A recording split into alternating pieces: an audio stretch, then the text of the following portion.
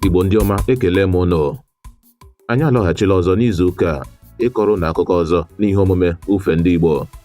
Ọla mma. Papa. Achọrọ m ka gị na ụmụaka ndị ọzọ gezie ntị nke ọma iji wee mụta ihe n'oru. Ọ dị mma, Papa.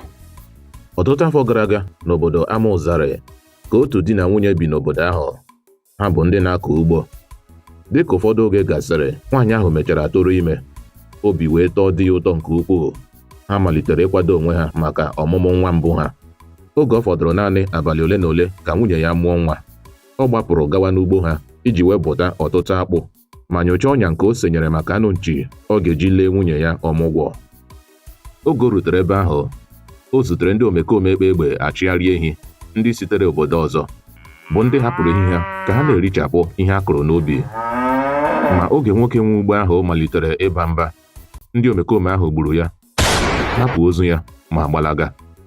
Oge na-eteghị anya, ozi rutere ndị obodo. Ha wụchara ma chọọ ndị omekome ahụ, ma ha ahụghị ha. Ha wee bulata ozu nwoke ahụ. N'ihi obi mgbawa, nwunye ya mụrụ nwa n'ụbọchị ahụ. O mere ngwa gụọ nwata nwoke ahụ Ekeọma. Nwaanyị a begidere akwa arịrị di ya nwụrụ anwụ, ma n'ihi obi nkoropụ, ọ nwụrụ naanị ka o mechara afọ 5 ọ mụrụ Ekeọma. Nwata nwoke a bụ Ekeọma, onye nwere uche na ọgụgụ isi dịka okenye, malitere ilekọta onwe ya anya, ịkọ ugbo, ire ihe ndị a kọrọ n'ugbo, nakwa ịzụ onwe ya n'ụlọ akwụkwọ. Mana ego ọ na-enweta anaghị ezuru ya. Otu ụbọchị ruru, o jiri anya mmiri lọghachi site n'ụlọ akwụkwọ n'ihi nkọcha ọ natara. Ọ gara ozugbo n'ebe eliri nne ya ma tụsa akpa akwụkwọ ya ebe ahụ, wee malite ibe akwa.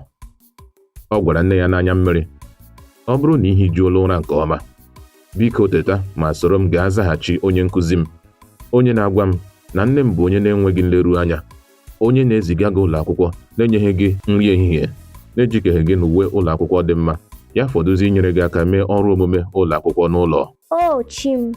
Ka Ekeọma na ebe ahụ na-ebe akwa arịrị, o lepụrụ anya ma hụ otu agadi nwaanyị bụ onye tụrụ ya aka n'ukwu akị bekee nọ na mbara ezi ahụ, ma gwa ya na ya kụwasịa ndị nke dara n'ala kemgbe ọtụtụ oge ugbu a. Ozugbo agadi nwaanyị ahụ kwuchara nke ahụ, Ekeọma ahụzighị ya.